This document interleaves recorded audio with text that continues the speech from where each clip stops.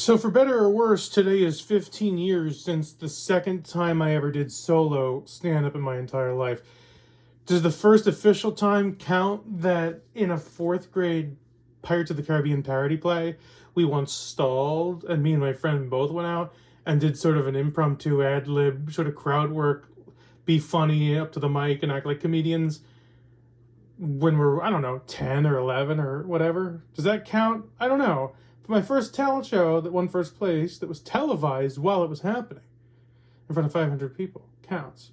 And I prefer the second set of my entire life more than a year later. April 22nd, 2016. And now today is 15 years later.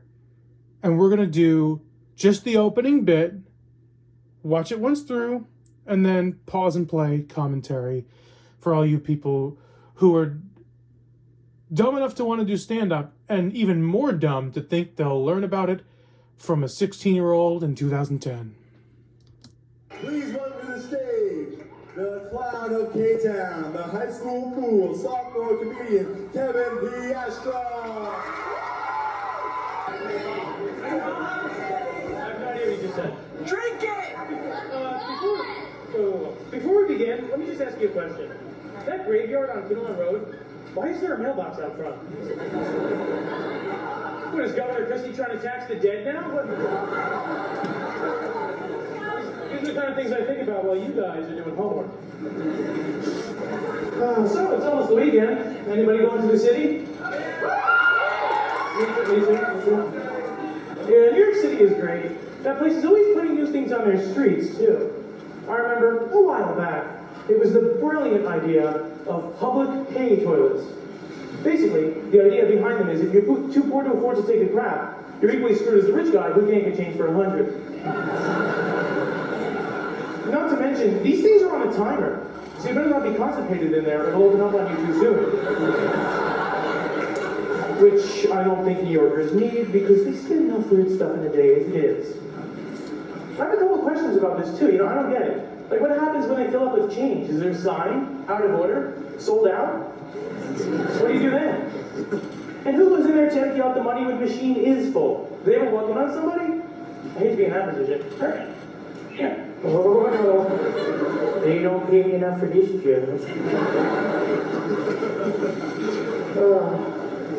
By the way, I heard something else that they have. Okay, and the next bit is about prayer booths. So let's go back and react. Right off the bat, the intro was written by me because they made us write our own intro. So there you go. Please welcome to the stage the clown of K-Town, the high school fool, sophomore comedian, Kevin Piastra. Now, it's not in this clip, but I walked out too slowly, milking their applause, of course, and perhaps buying time, like certain guests on late-night shows. Fun little fact, the first year, I wore what looked like some sort of Latino Vegas comic 80s outfit. My aunt bought me and took me to the mall. This year, I wanted to wear a suit. I purposely wanted to wear a very conservative-looking, almost Colbert Report suit. And the intention of that wardrobe choice was to have a comedic counterpoint for the things I'm saying. And there's a general theme to this set. The first year, I made a theme to connect the material, most of which had been randomly written long prior to this. And so I thought, well, let me have a theme to talk to this high school audience to string it along and to hook them on this spine. So there are segues that sort of keep returning to, the first year was, hey, I'm new to this school and, we're in high school and I'm a freshman. Understandable. And most of things were about what's in the school. As a matter of fact, on my first set, I opened with my hair. So I started right from the top of my head, first thing they can see. And then I immediately bring it to the hallway. All the jokes were really related to things we could experience in the hallway. This was all intentional. Now, the jokes in and of themselves at a comedy club would work regardless of high school and all this, but it's interesting and relatable to them to hook it on to those with the segues that make them feel the material is more impromptu and customized to them and personalized and relatable. And is it really a bit about the hallway or no?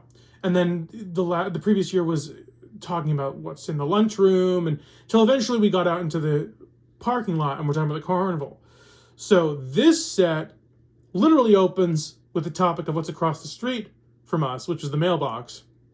And then I immediately launch into New York. And this whole set is really about New York. And every year I did the talent show, I upgraded the stool that was brought on stage with me. And I always made them close the curtain behind me so it wouldn't be distracted by a band I wanted to look like an HBO special, because Netflix specials were probably not even a thing yet, because I'm old. Water bottle, of course, classic comic stuff. Close the curtain. And yeah, like I said, I walked out too long. I would say better posture, more confidence. There's just a professional polish to it. There's a girl who had a crush on me who yelled out, "Looking good." I don't know if it's in here or that part got cut out of this clip. Drink it! Yeah, that's where she says "looking good." We're waiting for the curtain to close. I'm giving it a chance to sort of warm up to me. You don't run out and launch into the jokes. You kind of gotta warm up to the audience, give them a chance to like have it palate cleanse, let the curtain close, let them get a look at you, let them get situated, calm down after the applause, forget who the last act was. And most people didn't hear what I said because someone yelled out something and I just went, "I have no idea what you just said." Which is a fine, funny thing to open with, and it's genuine. I didn't know. But what you don't want to do is come off insecure and hostile because the audience will hate you. So if someone yells out something and they're not too much of a distraction, you don't want to hit them over the head. Before we begin, let me just ask you a question. And then this guy was like, whoa. So there was someone who told me that that's stage presence. I have to take command of this audience, rowdy high school, 500-ish people. Now, the intention of me saying before we begin is because the curtains are open, and this tricks them into thinking we haven't begun. This makes the opening joke question relatable and grounding us to where I am, and it makes people think he hasn't really started the set yet. It's the illusion of that this wasn't written, rehearsed, polished, rewritten, revised, memorized. There was, and so before we begin, let me just ask you a question. Oh, he's going to ask us a question. That graveyard on Conan Road, why is there a mailbox out front? And I love that the curtains close right on the first laugh. It's so smooth and sexy. What, is Governor Christie trying to tax the dead now? And the shock and their laugh, and then the coolness, smoothness of, here's a guy in the suit, he's more confident than he was last year. He takes the mic out of the stand while they laugh and react. Now, because this is such a right-wing town, I really could have kissed their ass. Liberal I was at the time, though, I didn't want to really appease them and sell out. And the joke that would have made more sense would have been, what is Obama trying to tax the dead now? I mean, that would have gotten a standing ovation. They would have elected me mayor. But anyway, the Christie joke doesn't really make sense. It's not really the point. The point is the shock of, here's this 16-year-old in a suit and he's looking like a late-night host doing a political joke. What the hell is this about?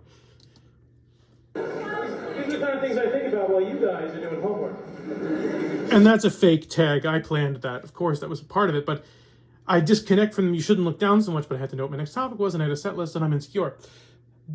Now, you shouldn't run from the audience. I'm standing not enough towards the lip of the stage. You shouldn't be hiding behind the mic stand. You gotta get that shit out of the way.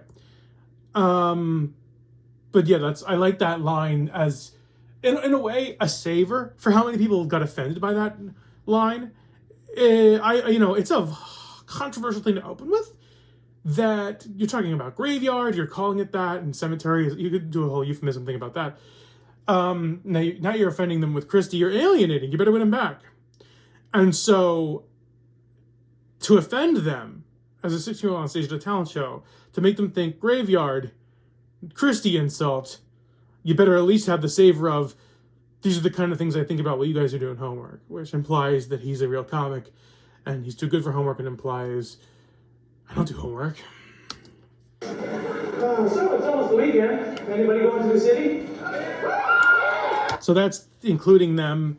That's not rushing into a material randomly and go, pay toilet. Like, you have to transition into pay toilets.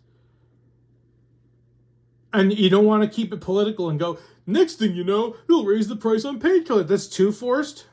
Insofar as you're going to segue into a hacky pay toilet bit, not that I've ever heard anyone do a pay toilet bit, all these routines are actually based on real life experiences of me having real conversations with people and really observing things. And it's not like I sat there and I was like, let me assign myself the topic of pay toilets and write jokes about it. It's like, I'll get to the origin of the pay toilet bit in a minute, actually. But to ask the audience, so it's almost the weekend. Anybody going to the city? Like, I'm just hanging out with you. It's just a casual conversation. Is the illusion. You're guiding them into this. You get their applause. You acknowledge. Me too. And by the way, it was Friday, and some retard, who I'm not going to name, but I could tell by his voice, yelled out hump day. Like, no. This is a little forced. To say New York City is great, that place is always putting new things on their street. That's a weird, forced way to get into this. Is great. I could have just said, hope I don't have to use a pay toilet. That place is always putting new things on their streets, too. I remember a while back, it was the brilliant idea of public pay toilets. Remembering a while back doesn't make sense because I'm not that old. And that's not the joke I'm going for. To say a while back, it was a brilliant idea, it's just weird. And it's trying to be very Seinfeld. It almost reminds me of his bit about the Roosevelt Island Tramway, how the city's putting up rides for us now. But to say, I remember a while back, it was, I don't know. But I could have just said something like, that city's so innovative. You know, the brilliant idea of pay toilets. I like the line, brilliant idea of pay toilets, though. Basically, the idea behind them is if you're too poor to afford to take a crap, you're equally screwed as the rich guy who can't get change for 100. Okay, now, big mistake. They're laughing, and I'm looking away. That's going to cut the laugh. I shouldn't be looking away. I should be acknowledging them, making a face, doing an emotional tag. You're making them laugh not as much. I think my mic distance is fine. My posture's good. You're out of the way of the mic stand now, but you're really screwed up. As soon as you're laughing, it's like you're nervous and you're looking away. I stumbled over that line and I got nervous. Originally, the line was, the brilliant idea of public pay toilets. Basically, the idea behind them is, if you're too broke to take a shit, you're equally fucked as the rich guy who can't make change for 100. Obviously, for high school, I had to change that line. I couldn't say fucked and broke and shit. So I had to say, if you're too poor to afford to take a crap, you're equally screwed as the rich guy. And that's still a crazy line for a 16-year-old in high school to say on stage and to be televised. I don't even know if I realized it was being televised. I would have been even more nervous on cable access TV. Not to mention, these things are on a timer. So you better not be concentrated in there. It'll open up on you too soon. Which I don't think New Yorkers need because they spend enough weird stuff in a day as it is. Honestly, it's a little too much pacing and shifting of weight looks nervous. So you don't really know where the hell you're going. You're still hiding behind that thing. You definitely don't want to be hiding behind the stool, especially because you're not even on a comedy club stage. You're on a more elevated high school stage. There's actually quite a gap between the audience and you already. Questions about this too, I don't get it. Like, what happens when they fill up with change? Is there a sign? Out of order? Sold out? What do you do then? And who goes in there checking out the money when the machine is full? The idea trying to convey there with like like it's New York, like it's a Broadway show, sold out, like it's an attraction. They ever walking on somebody? I hate to be in that position. Yeah. Oh no. They don't pay me enough for this job.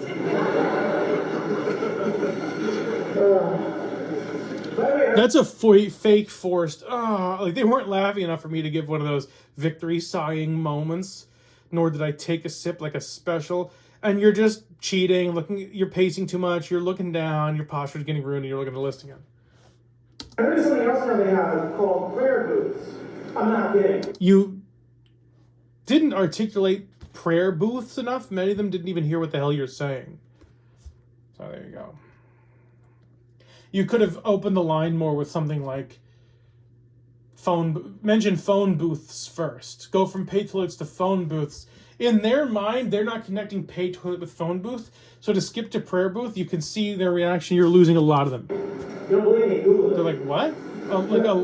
You ever see one of those rundown there's a murmuring, there's a smattering, but there's not enough of a transition and a clear setup into connecting.